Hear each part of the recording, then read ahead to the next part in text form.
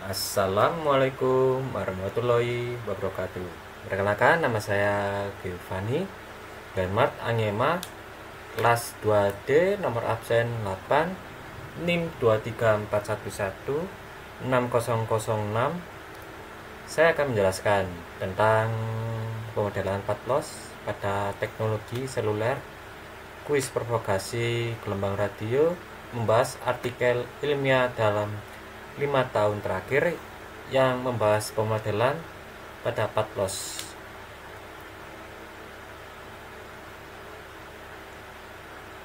atau pada teknologi seluler. Yang pertama, analisis prediksi patlos teknologi seluler 5G pada sel mikro urban wilayah Kota Bandung. Artikel ini membahas analisis nilai patlos pada sistem seluler 5G dengan fokus pada area urban mikro di Kota Bandung.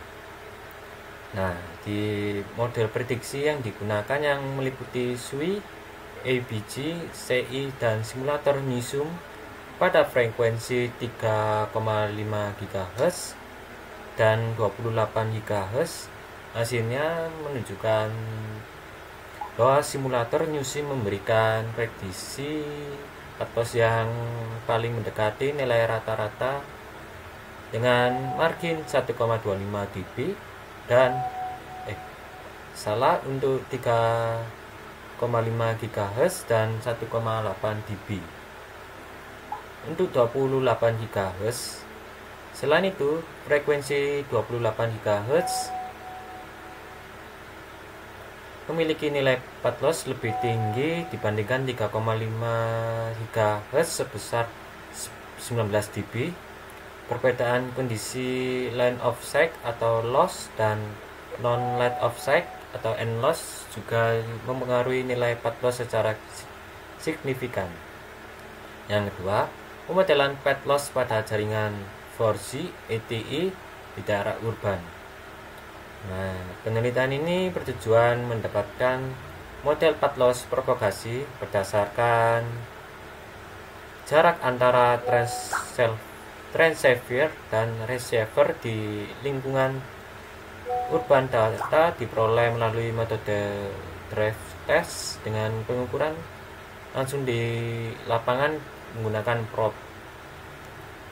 Analisis regresi linear digunakan untuk mendapatkan persamaan propagasi.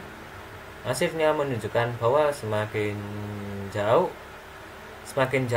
jarak antara antena pemancar dan penerima, nilai patlos semakin besar.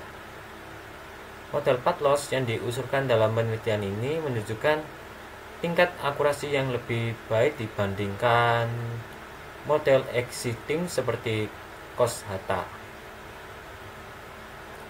Yang ketiga, pemodelan propagasi kanal facial to facial gunakan urban mikro atau UMI patlos. Penelitian ini berfokus pada pemodelan propagasi kanal komunikasi antar kendaraan facely to facely menggunakan metode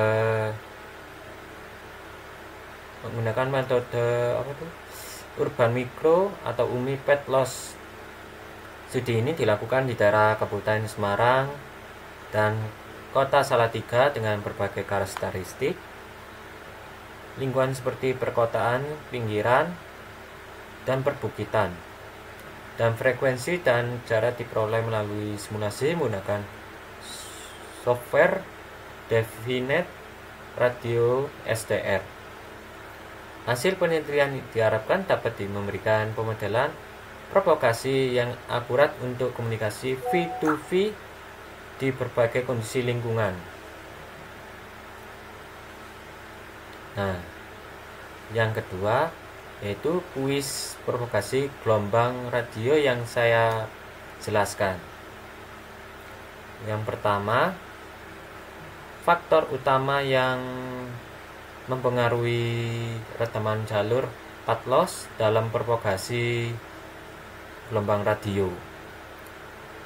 Jawabannya, jarak antara pemancar dan penerima. Nah, saya akan jelaskan. Path loss sangat dipengaruhi oleh jarak antara pemancar dan penerima karena energi sinyal yang ditransmisikan lemah seiring bertambahnya jarak. Faktor ini merupakan pengaruh utama dalam propagasi gelombang radio.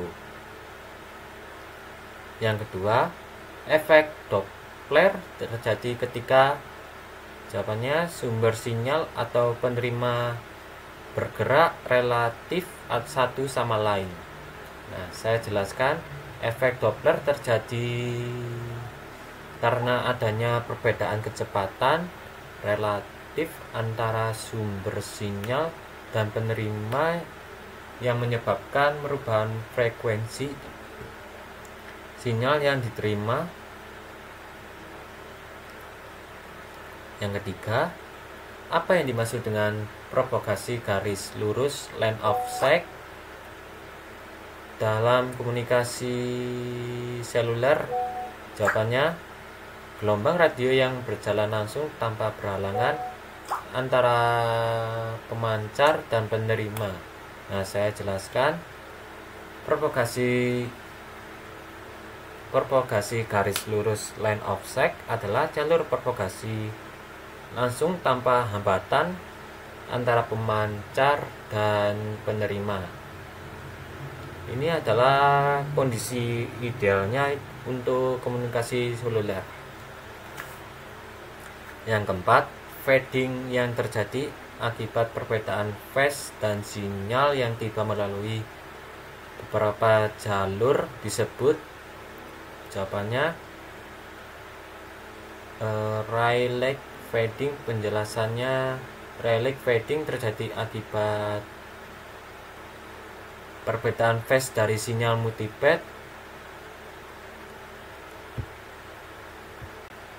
Rayleigh fading itu terjadi akibat perbedaan fase dari sinyal multiband yang tiba melalui beberapa jalur dengan panjangan berbeda. Fenomena ini sering muncul di lingkungan multiband. Nomor 5, di bawah ini adalah pernyataan yang benar tentang frekuensi tinggi dalam propagasi gelombang radio. Jawabannya, frekuensi tinggi cenderung lebih rentan terhadap rekaman dan kehilangan sinyal. Penjelasannya, gelombang frekuensi tinggi memiliki panjang gelombang yang lebih pendek sehingga lebih rentan terhadap hambatan seperti bangunan atmosfer dan kondisi cuaca.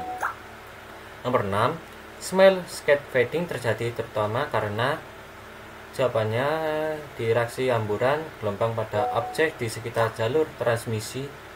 Penjelasannya, small fading terjadi akibat efek multiband disebabkan oleh pantulan pembelokan direfleksi dan hamburan gelombang radio dari objek-objek di sekitar jalur transmisi. Nomor 7, tipe small scale fading yang dihasilkan dari variasi cepat dalam sinyal yang disebabkan oleh pergerakan penerima disebut Doppler fading. Penjelasannya, Doppler fading adalah jenis small scale fading yang terjadi akibat perbedaan frekuensi Doppler shift yang disebabkan oleh pergerakan relatif antara pemancar dan penerima. Nomor 8, dalam lingkungan non-line of sight atau NLOS, small scale fading yang terjadi cenderung mengikuti distribusi. Jawabannya, rate. Penjelasannya, dalam kondisi non-line of sight NLOS, distribusi rate biasanya digunakan memodelkan small scale fading karena adanya efek multiband yang disignifikan. Nomor 9, teknik yang efektif untuk mengurangi small scale fading adalah menggunakan teknik diversity seperti spatial diversity atau frequency diversity. Penjelasannya, teknik diversity adalah metode efektif untuk mengurangi small scale fading dengan memanfaatkan variasi jalur propagasi atau frekuensi untuk meningkatkan kendalian sinyal. Nomor 10, efek Doppler dalam small scale fading terjadi ketika pemancar dan penerima bergerak relatif atau sama lain. Penjelasannya, efek Doppler dalam small scale fading terjadi ketika ada perbedaan kecepatan relatif antara pemancar dan penerima yang menyebabkan perubahan frekuensi sinyal yang diterima. Nomor 11, large scale fading disebabkan oleh halangan besar seperti bangunan, bukit, atau pepohonan. Penjelasannya, large scale fading disebabkan oleh halangan besar yang menghalangi jalur transmisi langsung seperti bangunan, bukit, atau pepohonan yang menyebabkan redaman sinyal dalam komunikasi radio. Nomor 12, model redaman sinyal yang sering digunakan menggambarkan large scale fading adalah model log normal. Penjelasannya, model log normal sering digunakan menggambarkan redaman sinyal pada large scale fading, terutama untuk menggambarkan redaman yang diakibatkan oleh struktur geografi dan lingkungan. Nomor 13, manakah yang bukan faktor utama memengaruhi large scale fading dalam propagasi gelombang? Jawabannya, perubahan phase sinyal akibat pergerakan cepat. Penjelasannya, perubahan phase sinyal akibat pergerakan cepat lebih terkait dengan small scale fading sehingga tidak menjadi faktor utama dalam large scale fading. Nomor 14, fenomena large scale fading dapat diukur dengan jawabannya menghitung variabilitas sinyal pada jarak tertentu di berbagai titik lokasi. Nah, penjelasannya, large scale fading dapat diukur dengan cara menghitung variabilitas sinyal di berbagai lokasi dalam jarak tertentu untuk mengidentifikasi redaman yang terjadi karena lingkungan. Nomor 15, pada model pad loss dalam large scale fading, redaman sinyal umumnya berbandingan. Jawabannya, lurus dengan log jarak antar pemancar dan penerima. Penjelasannya, pada model pad loss dalam large scale fading, redaman sinyal biasanya mengikuti hubungan logaritmi dengan jarak antara pemancar dan penerima. Semakin jauh jaraknya, redaman sinyal meningkat secara logaritmi. Nomor 16, efek Doppler dalam propagasi gelombang radio terjadi ketika sumber sinyal atau penerima bergerak relatif satu sama lain. Penjelasannya, efek Doppler terjadi karena adanya pergerakan relatif antara sumber sinyal dan penerima yang menyebabkan perubahan frekuensi sinyal yang diterima. Nomor 17, frekuensi Doppler yang terjadi pada sinyal akan menjadi lebih besar jika kecepatan relatif antara pemancar dan penerima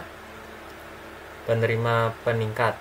Penjelasannya, frekuensi Doppler akan menjadi lebih besar.